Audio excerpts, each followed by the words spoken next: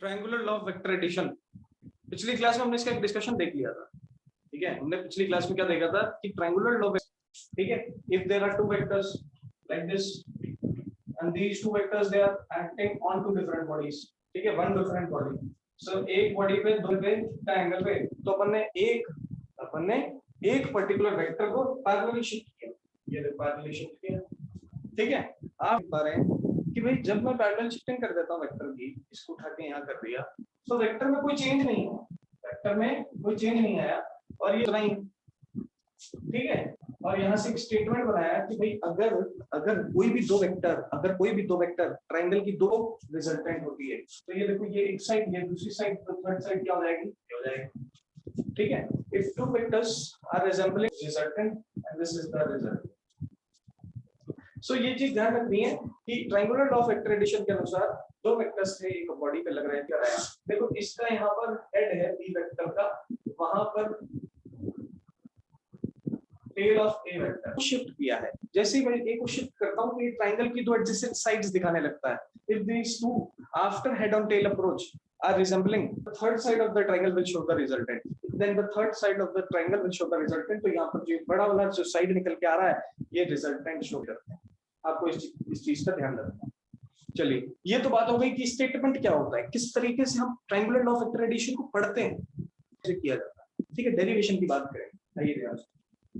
तो इसको मैं डायग्राम को, इसी डायग्राम को थोड़ा सा बड़ा बनाऊं, इसी डायग्राम को थोड़ा फुल अप डायग्राम बनाता हूं। ए वेक्टर, बी वेक्टर, ए वेक्टर को पैरेलल शिफ्ट किया, तो ये मेरे पास, यहां से मैंने इस बी को एक्सटेंड किया और इधर से परपेंडिकुलर डाला, ठीक है, इधर से परपेंडिकुलर डाला, इधर से एक्सटेंड किया, इसको नाम दे दिया ओ पी, ठीक है। ये पूरा का पूरा मेरे पास एक बहुत बड़ा राइट एंगल ट्रायंगल बनता हुआ दिखता है। This angle is theta, so this angle is also theta, क्योंकि पैरेलल है, भाई थीटा होना चाहिए, ठीक है। ये चीज अपन ने देखी। नाउ बेसिकली हम क्या निकालना चाहते हैं, we want to find out the resultant, हमें ये रिजल्टेंट कैलकुलेट करना है। लेकिन रिजल्टेंट तब मिलेगा, रिजल्टेंट क्लास को वेक्टर्स को शुरुआत ही कहां से की थी, हमने ये बोला था कि वेक्टर का जो लेंथ है, वेक्टर का जो साइज है, वो उसका मैग्नीट्यूड बताता है, और वेक्टर का जो लेंथ होता है वो क्या बताता है, मैग्नीट्यूड। वेक्टर का लेंथ, वेक्टर का हेड मुझे क्या बताता है, डायरेक्शन।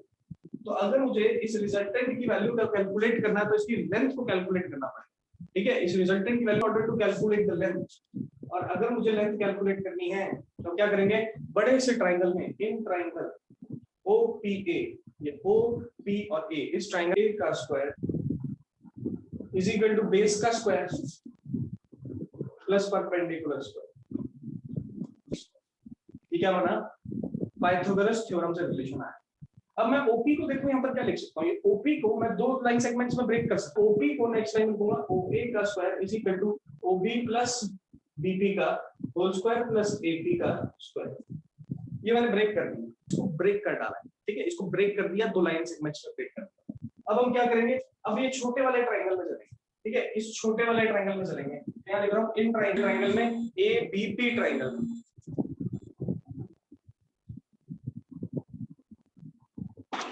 कौन से ट्रायंगल में, इन ट्रायंगल एबीपी। मुझे एपी की वैल्यू निकालनी है, बीपी की वैल्यू निकालनी है, बीपी मेरा बेस है। सो देखिए, इस ट्रायंगल में अगर मैं cos थीटा की वैल्यू फाइंड कर लूं, तो cos थीटा होता है बीपी, हाइपोटेन्यूज कितना, a के बराबर।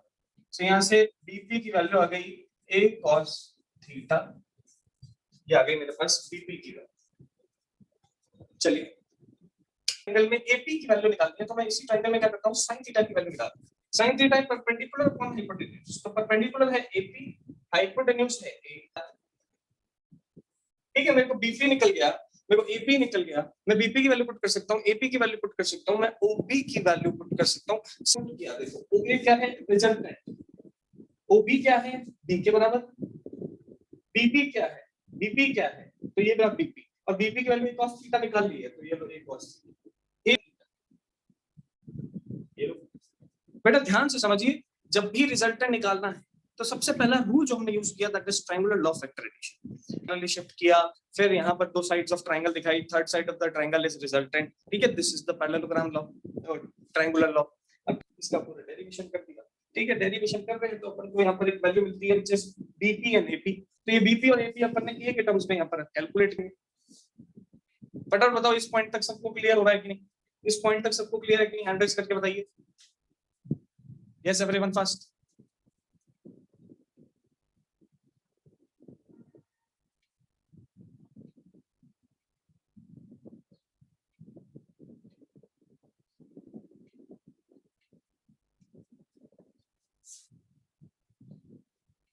चलो तो इसको सॉल्व करते हैं। इसे रिलीव करते हैं, B square plus A square cos square theta plus 2ab cos theta. यही तो a प्लस b का होल स्क्वायर होता है, बस a square plus b square plus 2ab। तो वही चीज करते हैं। फिर इसका स्क्वायर करेंगे तो अब देखिए कॉमन क्या आ रहा है, यहाँ से a स्क्वायर और यहाँ से a स्क्वायर कॉमन आ रहा है।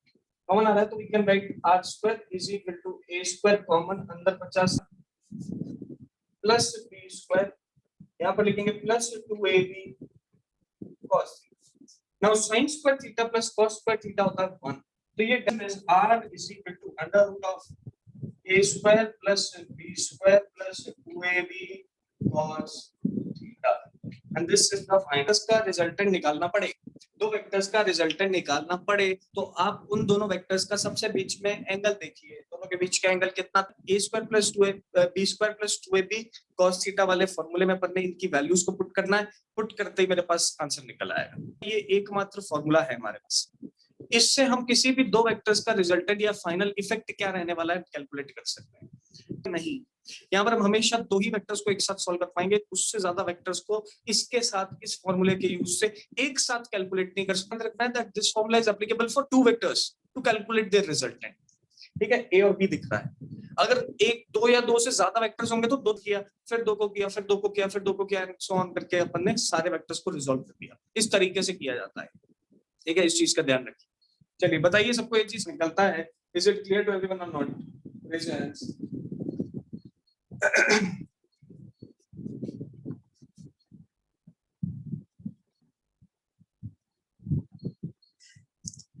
फास्ट एवरीवन बेटा। 11th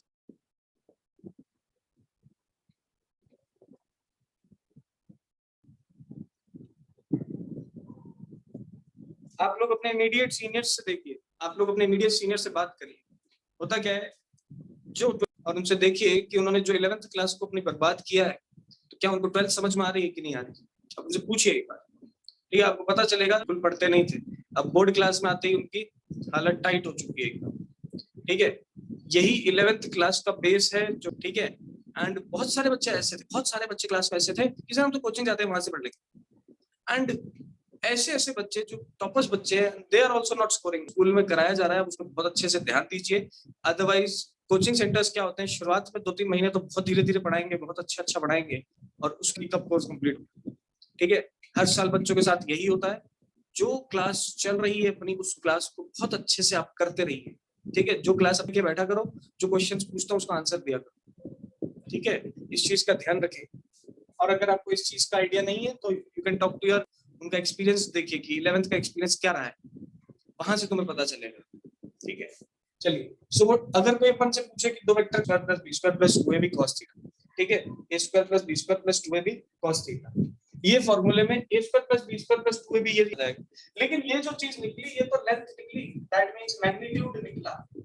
ये तो लेंथ निकली, दैट मींस डायरेक्शन कैसे निकालेंगे। देखिए डायरेक्शन निकालने के लिए हम यहाँ पर इस पर्टिकुलर r वेक्टर का एंगल कैलकुलेट कर लेंगे। यहाँ से हॉरिजॉन्टल से r वेक्टर का ऐसे एंगल कैलकुलेट किया जाए या p वेक्टर से r वेक्टर का एंगल कैलकुलेट कर ले तो हमें पता चल जाएगा कि देखो मैग्नीट्यूड तो इस एंगल से पता चल जाएगा। अब इस एंगल को कैसे निकालेंगे, तो वापस से इस बड़े वाले ट्रायंगल में tan phi वाला फॉर्मूला लगाते हैं। Now tan phi is perpendicular upon base, तो वापस से अपन लगाते हैं यहाँ पर और देखते हैं क्या मेरे आंसर में चेंज आ रहा है।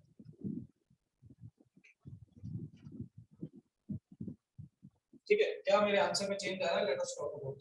सो यहाँ पर अपन लिखेंगे tan परपेंडिकुलर अपॉन बेस, क्योंकि होगा AP अपॉन में OP। अब AP तो ऐसा कैसा है, लेकिन OP को मैं ब्रेक कर सकता हूँ, OP plus BM।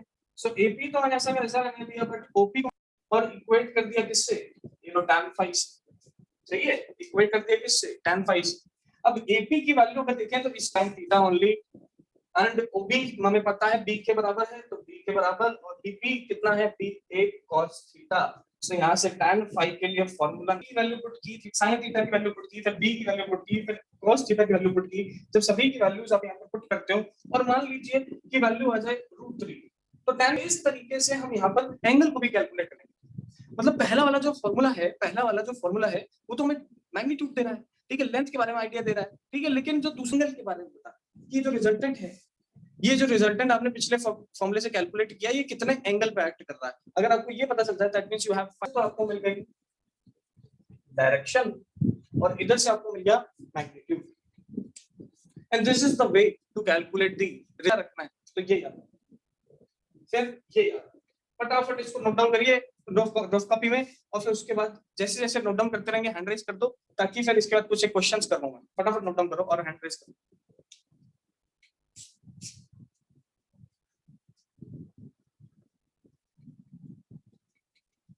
Yes, fast everyone.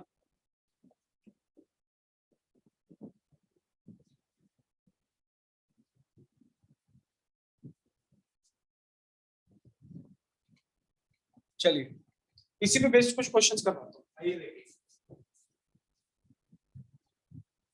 Question is this: there is one vector 10 Newton, another vector 10 Newton. Angle between them is 60 degree. तो इधर लगा, एक 10 न्यूटन इधर लगा, दोनों बीच में 60 डिग्री का एंगल है। हमसे पूछ रहा है what is the value of resultant, what is the value of resultant. क्या आंसर बताएंगे, सोच के बताओ। Resultant is under root of a square plus b square plus 2ab cos t.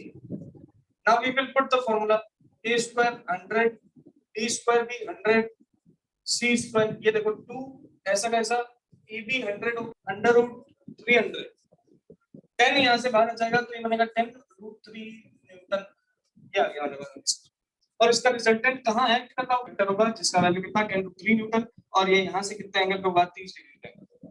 Sir आपने कैसे बोल दिया ये 30 डिग्री पे है, क्योंकि दोनों सिमेट्रिकल है, दोनों बराबर है, उस न्यूटन ये भी 10 न्यूटन एग्जैक्टली बीच में होगा इसका रिजल्टेंट, ठीक है, ये भी 10 न्यूटन है, ये भी 10 न्यूटन है, रिजल्टेंट इसका exactly in the middle.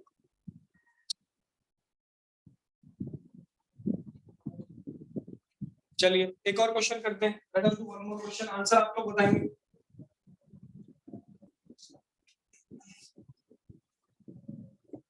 This is 12 Newton of force, this is 5 Newton of force acting at right angles with each other. बताइए इनका रिजल्टेंट क्या है, 12 Newton and 5 Newton. Calculate the resultant. This is the question which is provided to us. बताइए भैया क्या रहेगा formula, करो value put करो, आंसर निकालो बस। लेट अस सी कौन निकालता है, देखते हैं, who will find out the answer.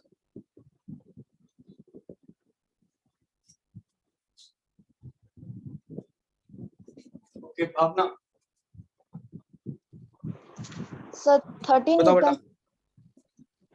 13 newton is the correct answer. Very good.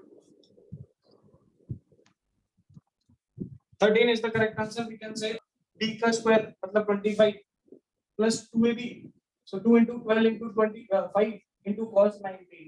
अब देखो cos 90 तो पूरा जीरो होता है, तो ये पूरा जीरो हो गया, and under root of 169 is 13. So the resultant comes out to be 13 Newton. Resultant कितना निकल आता है, 13 न्यूटन निकल आता है। इस तरीके से रिजल्टेंट निकालने सिंपल सा लॉजिकल क्वेश्चंस है। देखिए अगला क्वेश्चन कौन सा पता है, ये देखिए, इसमें जो डाटा होगा वो मैं दे दूंगा, आप बताना मुझे कि क्या आंसर निकल के आता है। This is 10 Newton, this is again 10 Newton, and the angle between the वो -1/2, ठीक है। कैलकुलेट करके बताओ क्या आंसर आएगा, कैलकुलेट करके बताओ क्या आंसर आएगा। Tell me what will be the answer of this particular question. 10 Newton and 10 Newton.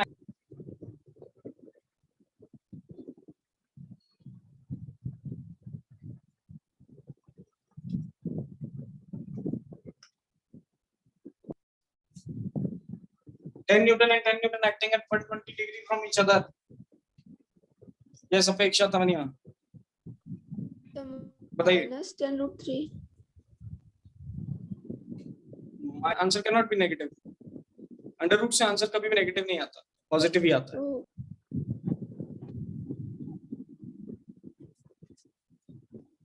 Bhavna Prajapati sir 10 newton.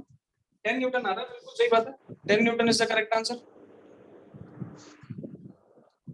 10 Newton is the correct answer. How 10 Newton? तो under root of a square is 100. 2 into 10 into 10 into cos 120, which is minus 100.